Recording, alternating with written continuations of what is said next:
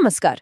कभी रात के आसमान में उस चमकते हुए पूरे चांद को देखकर सोचा है कि वो सिर्फ एक रोशनी का गोला नहीं बल्कि उससे कहीं ज्यादा है। असल में ये एक तरह का आध्यात्मिक निमंत्रण है। और आज हम पौष पूर्णिमा के इसी खास निमंत्रण के गहरे रहस्यों को समझने की कोशिश करेंगे। जानेंगे कि भाई ये दिन इतना खास क्यों है, इसके पीछे की मान्यताएं क्या हैं और कैसे इसके दिव्य आशीर्वाद हमारे जीवन का हिस्सा बन सकते हैं। तो चलिए इस आध्यात्मिक सफर पर आगे बढ़ते हैं। देखिए, ये कोई आम पूर्णिमा नहीं है। ये हिंदू पंचांग के पौष महीने की पूर्णिमा है। एक ऐसा खास समय जब आस्था और ब्रह्मांड की ऊर्जा एक साथ मिलती हैं। और यही संगम हमें एक मौका देता है खुद के अंदर झांकने का, आध्यात्मिक रूप से आगे बढ़ने का। तो सवाल ये है कि आखिर ऐसा क्या है जो इस पूर्णिमा को एक महापर्व बना देता है। चलिए इसके महत्व की परतों को एक एक करके खोलते हैं और समझते हैं कि ये दिन इतना पवित्र क्यों माना जाता है। इसके पीछे कौन सी गहरी आस्थाएं छिपी हैं। पौष पूर्णिमा का व्रत रखना ये सिर्फ एक धार्मिक रस्म नहीं है, इसे जीवन को बदलने का एक मौका माना जाता है। ऐसी गहरी आस्था है कि इस दिन अगर पूरी श्रद्धा से कुछ काम किए जाएं, तो वो न सिर्फ हमारी जिंदगी में सुख समृद्धि लाते हैं या हमारी इच्छाएं पूरी करते हैं, बल्कि वो हमें जन्म मृत्यु के चक्र से भी मुक्ति दिला सकते हैं, यानी मोक्ष की ओर ले जाते हैं। अब इस दिन की एक और खासियत है जो इसे और भी दिलचस्प बनाती है, और वो है इसकी दोहरी पहचान। सोचिए, एक ही दिन लेकिन दो अलग अलग नाम, और दोनों के अपने गहरे मतलब हैं, पर फिर भी वे एक दूसरे से बहुत खूबसूरती से जुड़े हुए हैं।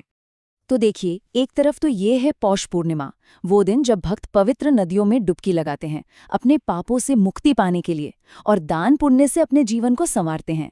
वहीं दूसरी ओर यही दिन शाकंभरी पूर्णिमा के तौर पर भी मनाया जाता है।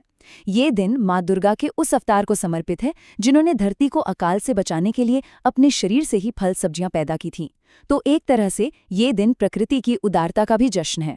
तो फिर भक्त इस पवित्र दिन की ऊर्जा का लाभ उठाते कैसे हैं? वो कौन से खास अनुष्ठान है जो उन्हें दिव्य कृपा का पात्र बनाते हैं? चलिए अब इन पवित्र रिवाजों की दुनिया में थोड़ा और गहरा उतरते हैं। देखिए, सबसे पहला और सबसे जरूरी अनुष्ठान है पवित्र स्नान। जरा सोचिए, सूर्योदय से भी पहले ठंडे पवित्र जल में एक डुबकी। ये सिर्फ शरीर को साफ करना नहीं है, ये आत्मा की शुद्धि का एक बहुत गहरा अनुभव है। मान्यता तो ये है कि ये एक डुबकी हमारे पिछले जन्मों के बोझ तक को धो देती है। तो आत्मा की शुद्धि हो गई। अब बारी आती है कर्मों की शुद्धि की, और इसका सबसे सुंदर तरीका क्या है? दान। पौष पूर्णिमा पर दान देना सिर्फ एक परंपरा नहीं है, ये एक तरीका है ब्रह्मांड के साथ अपने रिश्तों को बैलेंस करने का। ऐसा माना जाता है कि अगर सही चीजों का दान किया जाए तो उससे न सिर्फ पुण्य मिलता है, बल्कि हमारे जीवन पर ग्रहों का असर भी अच्छा पड़ता है। और जानते हैं सबसे दिलचस्प बात क्या है? हर दान की जाने वाली चीज का अपना एक सांकेतिक मतलब है। जैसे चावल को लीजिए, चावल चंद्रमा का प्रतीक है, तो इसका दान करने से कुंडली में चंद्रमा की स्थिति मजबूत होती है। और चंद्रमा क्या करता है? हमारे मन और भावनाओं को कंट्रोल करता है। बिल्कुल इसी तरह तिल, गुड़ और कंबल जैसी चीजें दान करना भी ग्रहों को शांत करने और पुण्य कमाने का एक बहुत शक्तिशाली जरिया है। इस दिन पूजा घर एक तरह से दिव्य दरबार बन जाता है, जहां कई देवी देवता विराजते हैं, जैसे कि इस टेबल में दिख रहा है। धन और समृद्धि के लिए भगवान विष्णु और माँ लक्ष्मी का आशीर्वाद मांगा जाता है।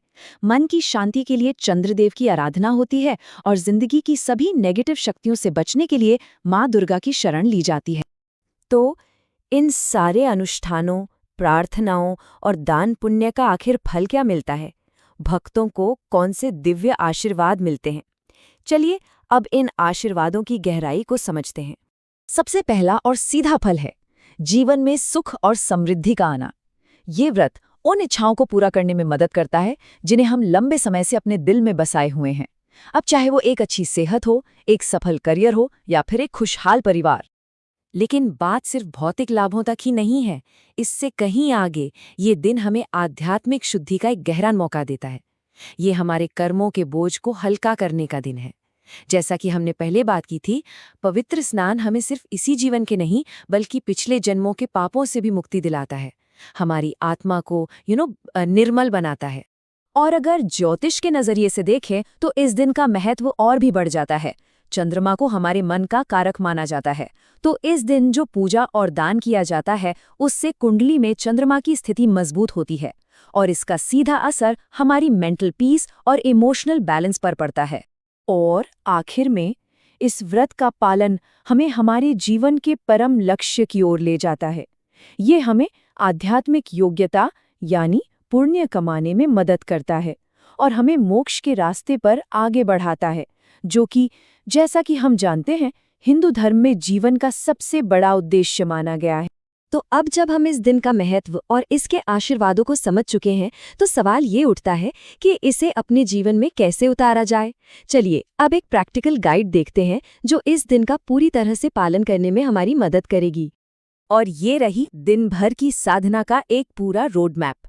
सुबह की शुरुआत पवित्र स्नान से, फिर सूर्य देव को अर्घ्य देकर ऊर्जा का स्वागत, उसके बाद भगवान विष्णु और माँ लक्ष्मी की पूजा से घर में समृद्धि का आह्वान, सत्यनारायण कथा सुनकर मन को पवित्र करना, दान पुण्य से अपने कर्मों को सुधारना और आखिर में शाम को चंद्रदेव की पूजा करके दिन को शांति से पूरा करना।